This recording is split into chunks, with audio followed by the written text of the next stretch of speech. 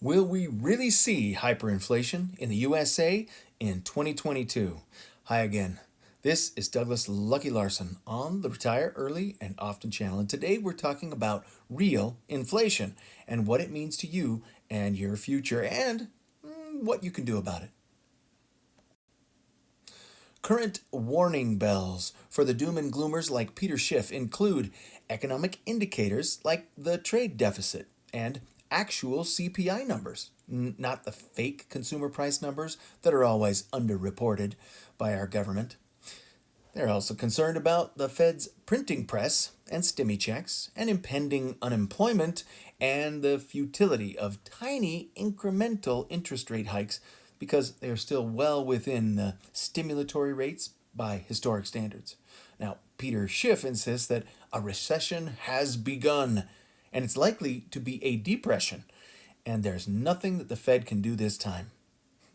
No doubt, Peter Schiff is a very smart guy, and he sees things through the lens of what should happen in a free and fair market, where there are winners and losers according to time-tested historical market forces. However, he keeps underestimating, and he even admits this, he keeps underestimating what the Fed and politicians are willing to and able to do to intervene and meddle and distort the market and the economy. They meddle and push up asset prices and the job market and the information that actually gets reported about all this. That's right. Even if there is negative market data, they, meaning the media and the government, they get to spin it any way they want. Some people believe that this positive spin is a good thing, in the same way that you want cheerleaders rooting for your team and not looking depressed and defeated even when your team is behind by a few touchdowns. Cue the sound effects.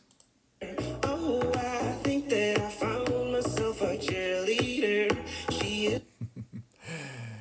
Now, if the officials were brutally honest, there might just be a run on grocery stores, massive withdrawals from banks, and more frequent crashes in the stock market. Other people believe that instead of cheerleading and fake optimism, we just need the facts. Just the facts, no matter how bad and bloody they look. Now, Peter Schiff has never been much of a cheerleader about the economy. He insists it's going to be worse, certainly, than it would have been if the Federal Reserve and politicians had stopped the fake money inflating years ago and just let the bad and stupid companies with no earnings and bad fundamentals go out of business, and then let other better run companies and banks with better management and balance sheets take over and thrive. It's a good idea. Peter also says that gold is going to go up by at least 5x. That's like gold at $8,000 or $10,000 per ounce. Well, we'll see about that. Peter also says that we will have hyperinflation. Those are his words.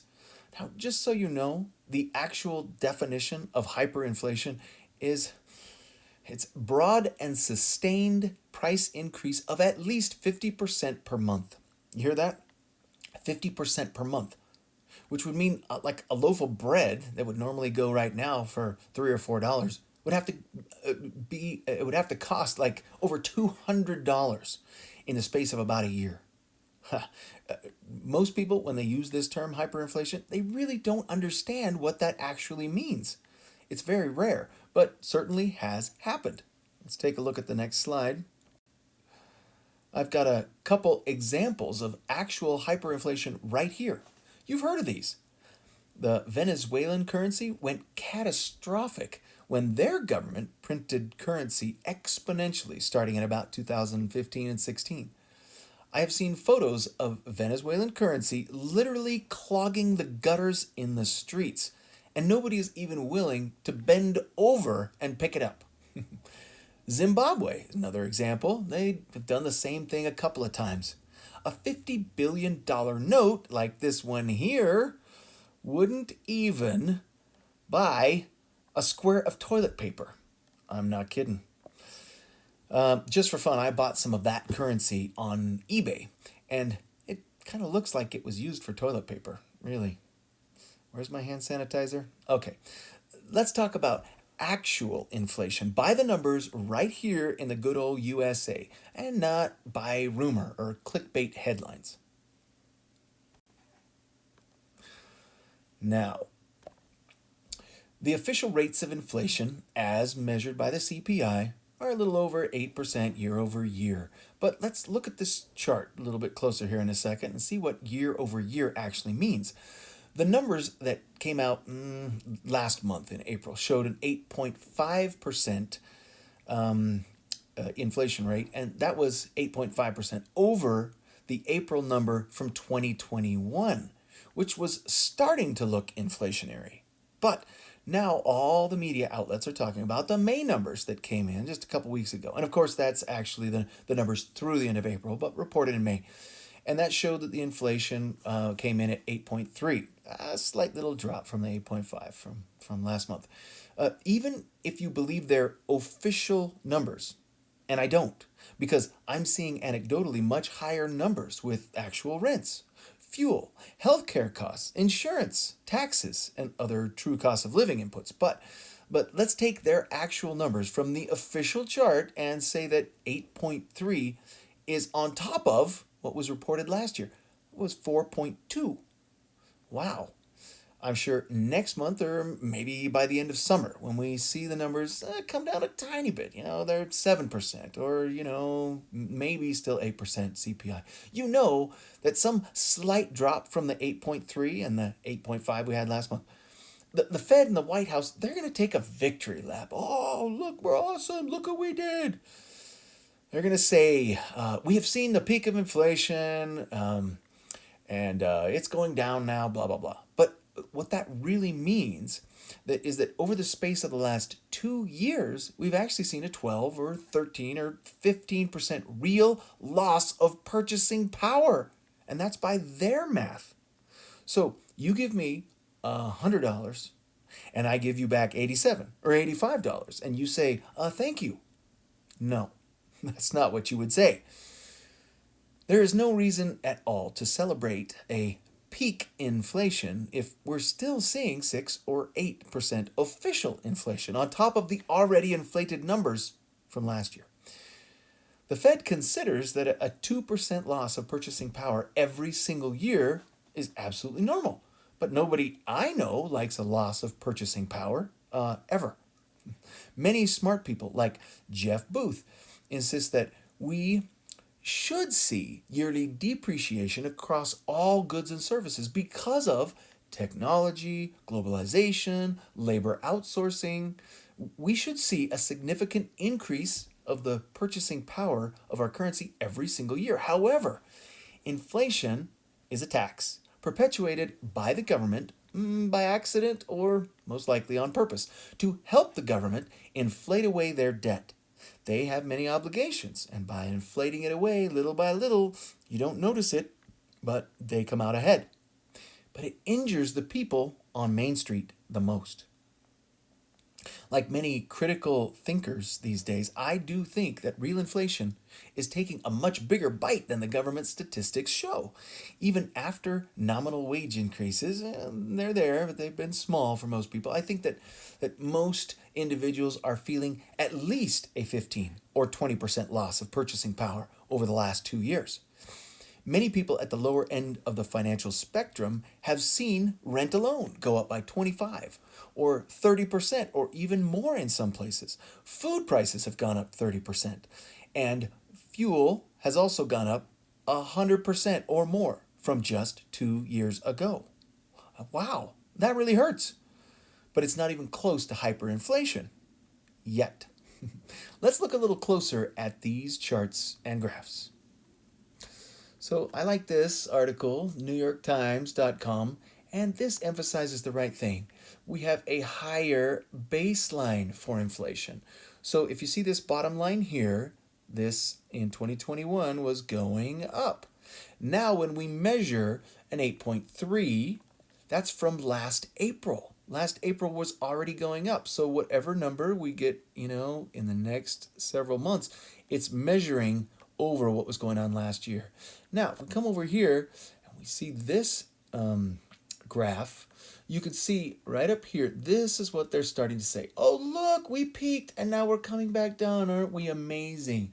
But again, that's year over what we were experiencing last year. So if you come down here, I like these numbers, seeing them stacked on top of each other. So we've got your May print here. That's, of course, the April numbers, but reported in May. But you go back to last May, right here, and here's what we were seeing, 4.2. So you got 8.3 on top of 4.2. Guess what? Last month, which was, gotta erase my line there, 8.5, that was on top of only 2.6. So your 8.3 right now is actually worse because it's on top of the 4.2. Next month, we're going to be comparing to 5.0 and then 5.4. And in November of last year, 6.2, 6.8, 7.0. So again, as we keep going, even if our government or whoever is reporting the numbers tries to tell you, oh yeah, we peaked and we're coming back down. Remember, it's on top of what we were experiencing last year. Not good. Now, with all of the smart people that I listen to, people like George Gammon, Jim Rickards, Adam Taggart, Jeff Booth, Lynn Alden, Mark Moss, Joe Brown, many others, I do think that really tough times are coming. But not before politicians and the Fed have literally thrown every tool they have at this thing. By tough times, what I mean is not just a little drop in the stock market or a 20% drop in the stock market or a slowing in the housing market. I mean a Peter Schiff kind of crash, a drawn out, ugly couple of years with rising unemployment and real pain on Main Street. People often say that they, meaning politicians and quasi-government entities like the Fed, only have a couple of tools like interest rates and printing currency. Oh, not to mention forward guidance, which is a fancy term for making public statements that they hope will influence lenders or borrowers or investors in certain ways. But as I've said before in previous videos, they, again, government, quasi-government officials, they have lots of tools. Most of them are bad. But when you're desperate, you often do bad things. What are some of these bad things, you ask? Well, they've already done some in the past and will likely do more of these in the future. Things like attempts at price controls and wage controls and stimmy checks and bank bailouts and the Fed buying bonds and maybe stocks and implementing a central bank digital currency and tariffs and rent controls and rent moratoriums and mortgage intervention and debt forgiveness and on and on. They will do it in the name of helping one group, but it only hurts another group. As George Gammon likes to say, there are no solutions, but only trade-offs. As we approach the end of May of 2022, we keep hearing about, this is a good example, baby formula shortages. And yet there are stockpiles of formula in warehouses at the border for immigrants who come across with babies. Now, no one wants any baby to go without milk, but if you give to one group from your limited supply of milk or money or rental housing units, you have to take it from another group. It's not a real solution, but a trade-off. Again, back to Peter Schiff. He says we are not going to have a positive ending. We will have something catastrophic. He says the day of reckoning is here. And of course, Peter Schiff's money management company, Euro Pacific Capital, is the only thing that can save you. Yeah, well, his fund has not kept up with inflation in the last couple years and has performed pretty poorly against regular ETFs and the S&P 500. Again, I think some of his predictions will be spot on.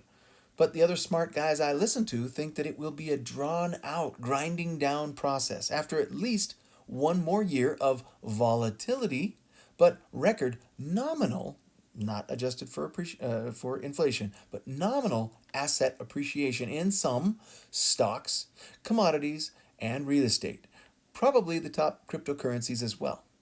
The smart guys I mentioned above think that we will see some real gains over the next several months of 2022 before a big stock market crash and the slow, ugly downward spiral begins.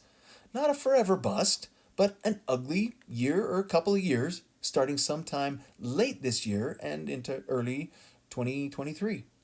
This will shake out weak companies and bad ideas and over leveraged banks, which will be painful, but could be good long term.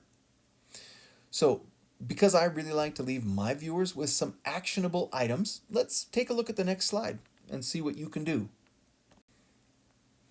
Again, I am not your advisor, but you're asking, what can you do to protect yourself? And I can't give you advice, but I can tell you some things that I am doing. I am planting fruit trees and putting in a better vegetable garden than I had last year. I am watching my expenses and saving a little extra cash every single month. I own several rentals with minimal debt, and what debt I have is fixed rate and low interest. Even with high prices and climbing interest rates, I bought 2 properties for a total of 4 more units in the last year.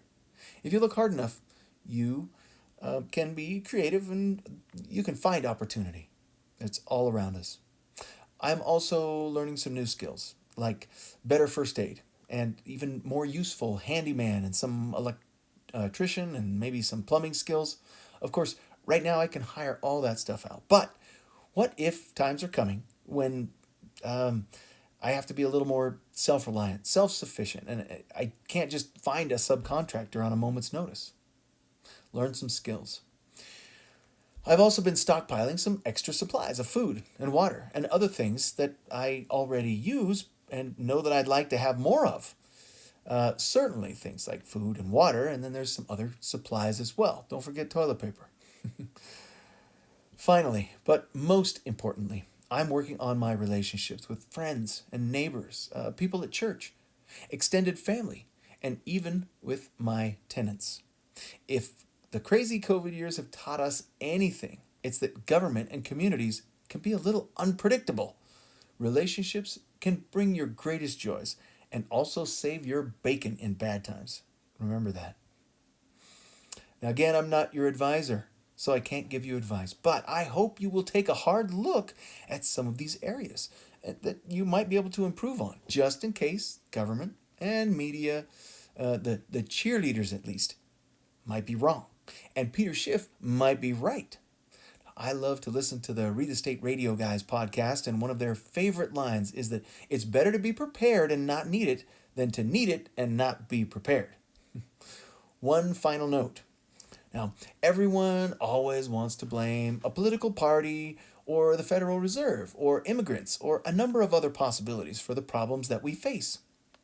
Some of this may be correct, but if you've seen me at all before and listened to me and some of my other videos, I'm definitely skeptical of all political parties because all politicians pander to whoever pays for their campaigns and gets them elected.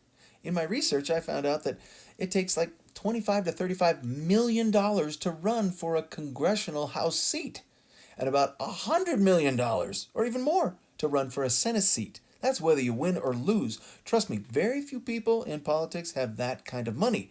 So whether you are AOC or Mitt Romney or Nancy Pelosi or any other wink wink public servant. Yeah, how much do they serve us versus themselves? Yeah. Once you get to those high level seats, you owe a lot of favors. I personally don't know how to fix our system, but I can tell you that we certainly are not incentivizing ordinary citizens with a strong moral compass to run for the most important jobs in our country. Instead, we tend to get yes men, well-connected deal makers, and narcissists. None of those are great at the top. And then we wonder why these people don't actually serve our best interests all the time. Maybe once in a while they align, but rarely do they truly serve us.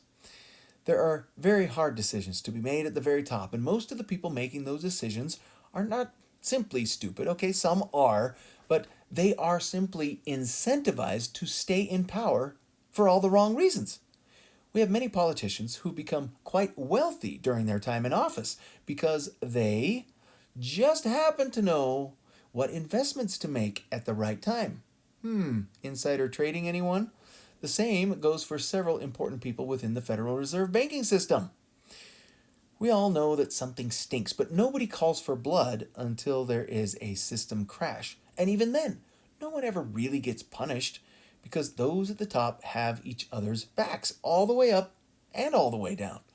Generally, again, these are not stupid people, but while in office or positions of power, they become very myopic, very short sighted, because they are simply not incentivized to make the right, sometimes tough decisions that will have the best benefit in 10 or 20 years, because they've got a campaign to raise money for in about another 2 years or 4 years.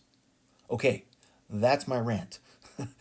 Just don't expect politicians or the Fed or big banks or big pharma or the media giants to really be there for you, ever. You need to take care of you and your neighbors and your loved ones the best you can. Hey, I hope this video has been helpful and that you will share it with other people. And please give us a big thumbs up. It really does help.